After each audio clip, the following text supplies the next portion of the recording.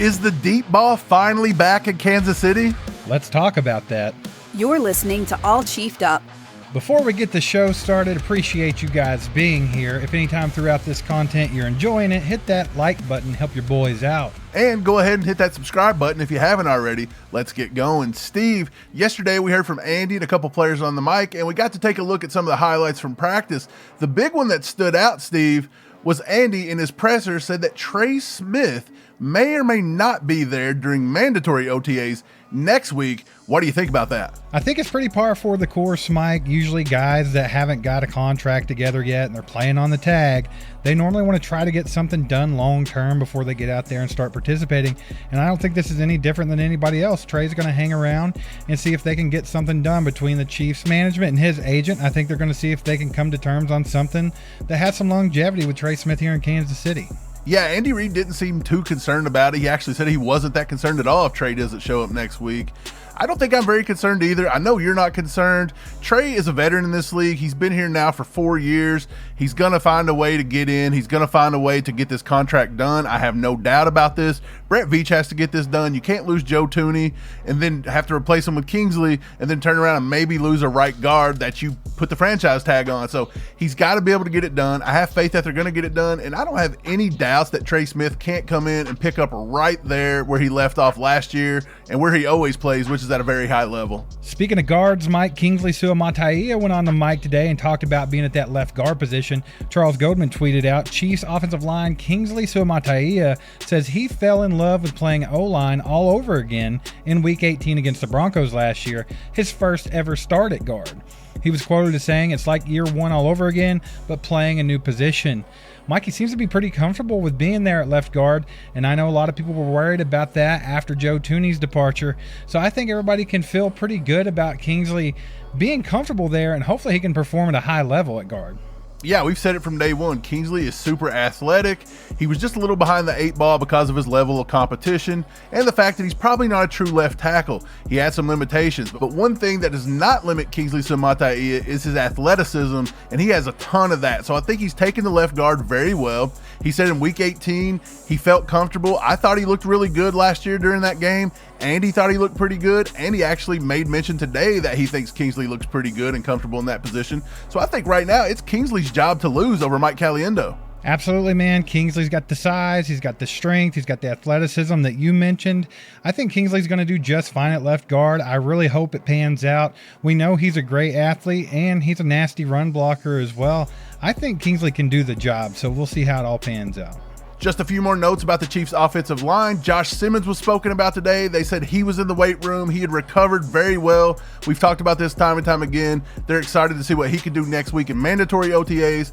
Plus, Ethan Driscoll was back out there. And speaking of people getting back, Christian Fulton on the defense made his return to the Chiefs lineup today. We finally got to see a little bit about him, but he wasn't the corner that stole the show today. It was Nazeeh Johnson yet again, Steve. He had a nice interception and some kind of a weird thing where they kind of take your hands away from you where you can't grab the jerseys. So he did it with basically no hands out there. So it was very impressive. Yeah, Nazeeh Johnson needs a really good offseason, right? They gave him that starting job last year after Jalen Watson went down, and he actually got cooked quite a bit by offenses, and people were kind of down on Nazeeh Johnson. I mean, we've talked about it here. We thought the Chiefs would just really like to use him as a special teams guy because he's a great special teamer, and he didn't look that great on the field last year. Granted, he was coming back off an injury, and he was trying to get his footing, but we often caught ourselves wondering why Josh Williams wasn't getting a shot at it when Nazeeh wasn't doing that well. I think they have a lot of confidence in Nazeeh Johnson at that corner position, man. He's got all the intangibles. He's very fundamental. He's one of the most fundamentally sound cornerbacks we have on the squad. He's just got to start playing at a higher level, and I think it starts with a good offseason. Yeah, I think he has to keep it up. He has to keep going strong, Steve. You said it. There's a lot of names in that cornerback room, and they're all fighting for probably 6 spots. And the top 4 are already pretty much locked up. There was another UDFA that stuck out today, Steve, big time, and that was Brandon George, linebacker out of Pittsburgh. Nick Jacobs actually tweeted this. He said, Brandon George had a strong day with an interception, a potential forced fumble, and a big deflection. He can also close very quickly in coverage. Steve, we talked about Brandon George. We actually put him in the 7th round of our official final mock draft. He didn't get taken. They went ahead, picked him up as a UDFA, but he has an RAS score off the charts. He's super athletic, and he can fly around, Steve. We said he's got potential to make this 53-man roster at that linebacker position. What do you think about Brandon George? Mike, you know I absolutely love Brandon George. I think he's an insane athlete at a RAS score of 9.98, right up there with like Leo Chanel. It looks like that the Chiefs are looking at athleticism in every position, and linebacker is nothing different. They're doing the same thing there. If you look at Jeffrey Bossa and what he was able to do, I think Brandon George kind of fits into the fold very well. He offers you a lot of different things. Coverage, he can also play downhill. The kid's strong, fast, all that stuff, man. And he's a great leader too if you watched any of his stuff at Pittsburgh. Yeah, Brandon George is a tackling machine. He'll be an asset on special teams.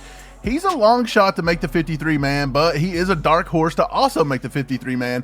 I can see him going to the practice squad, Steve, and being sort of like that Swayze Bozeman of last year who made the squad, stayed on the practice squad the whole entire year, and then we actually even used him late in the season and in the playoffs, and he played an integral part in special teams, plus had some snaps on the defense. You work hard, you play hard, and we know Chiefs Kingdom cheers hard. And when you do that, it's obvious you work up a little stank. You don't have to walk around smelling like Bigfoot's Grab yourself some Mando full body deodorant or some Mando whole body deodorant spray. They even have whole body deodorant cream. You have no reason to stink. We absolutely love Mando, and that's why we partnered with them to bring their goodness to you. There's 4 scents. This bourbon leather here is fantastic. They also have Clover Woods, Mount Fuji, and Pro Sport scent. So do you want to try America's #1 whole body deodorant formula? Of course you do. You can find them at Walmart, Target, and other retailers across the country. But for the best deals, go to shopmando.com. You can pick up a Mando starter pack. It's absolutely perfect for new customers. It comes with a solid stick deodorant, cream tube deodorant, 2 free products of your choice like a mini body wash or deodorant wipes, and you get free shipping. Free shipping is huge. Smell fresher, stay drier, and boost your confidence head to toe with Mando. Just a couple of more notes on our defense. Omar Norman-Lott, the rookie defensive tackle, he had a nice deflection on a pass. Actually got a rise out of Mahomes, who said that play was pretty crazy. And then Jaden Hicks, the guy that everybody's horned up for, ready to see more of him on the field this year. He showcased his range against Xavier Worthy on a deep pass that he deflected. So good things coming from the young guys on the defense. Mike, let's move it over to the offense and what everybody wants to talk about. Patrick Mahomes, Andy Reid have been talking about it since last season. It's time to get back to the freaking deep ball, right? They want to hit the long shots and they want to stretch this field out. And it looks like that Andy Reid already has Patrick Mahomes forcing the ball down the field in OTAs. Yeah, just today, Mahomes was launching it down the field. He got that launcher on him, Steve. He had 3 dimes to Rashee Rice, and even Sky Moore got in the action. And maybe one of the biggest highlight plays of the day was rookie Brashard Smith. Pete Sweeney tweeted this. He said, later in sevens, rookie Brashard Smith lined up outside one-on-one against cornerback Christian Fulton with a go route call. Smith showcased that sub 4.4 speed and got about 3 steps on Fulton, and Mahomes delivered it deep down the field for a touchdown, Steve. Mahomes threw that dime, so Sky Moore got in on the action. Brashard Smith catching balls out of the backfield. They're using them out on go routes on the edge. That's amazing. And then you see Rashee Rice pick up where he left off, Steve. Is the deep ball back in Kansas City, baby? I think there's as good of chance as ever for that deep ball to be back in Kansas City this year, man. The way that the offense is set up, the athletes that they've put on this team, the way they've built their roster, there's just so much speed on the offense, Mike, with Xavier Worthy and Hollywood Brown. You got Rashee Rice. I think there's a lot of guys you can throw the deep ball to, and don't forget rookie Jalen Royals. If he's out there, he's very capable of doing that as well. You also have Brashard Smith, Mike. I keep saying I think he could be an integral part of this offense next year. People don't know if he'll make the 53-man roster or not, but I kind of think that he'll definitely be there. He can be used in so many different ways. Andy Reid can have a field day with this kid. He doesn't always have to line up in the backfield. You can put him out wide. This guy can be a receiver. He was an all-ACC wide receiver for the Miami Hurricanes before transferring to SMU to become a running back. So I just think there's so many toys on that offense. If we can get some kind of a run game established and get Patrick Mahomes a little bit of protection with a little bit of extra time than he's had in the last couple of years, I don't see any reason why they can't start hooking up on more deep balls. One more thing to note is Xavier Worthy and Patrick Mahomes are still working on that chemistry a bit, even after a successful last half of his rookie season. This tweet from Pete Sweeney says, throughout the practice, I noticed Mahomes and Worthy are emphasizing work on connecting deep down the field. Thursday's look saw a couple of missed conversions as they continue to crank away at it, baby. They're going to get it right, man. It's just going to take that one little aha moment and a little bit of chemistry there. Xavier Worthy was absolutely blowing receivers off the field last year if you go look at some of that game tape, and Patrick Mahomes wasn't giving him the opportunities. There were several times where Xavier Worthy could have had easy touchdowns on perfectly placed balls from Mahomes. I'm talking with 3 yards of separation, and Mahomes looked the other way and dunked down. I don't think they can afford to continue to do that this season. I don't think Andy Reid's going to allow it. Yeah, Xavier Worthy's going to have a big year this year, I believe. Andy took a big notice of the wide receivers today. He was often seen with the wide receivers. He was watching Hollywood Brown. He was watching Xavier Worthy. Xavier Worthy, I know you guys are seeing it in the highlights. He looked butter smooth today. Quick feet. He was making a one-hand grab here. He was making a spin and catch there.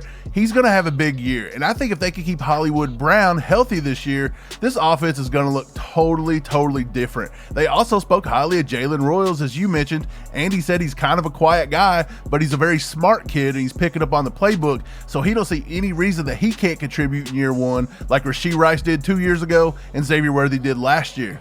Hell yeah, Chiefs Kingdom, baby, buckle up because it could be a fun season for the offense. We've watched a couple years of stagnant offense, and I think we're ready to see Chiefs Kingdom get a little bit horned up, get them launchers out, baby, get that launcher going.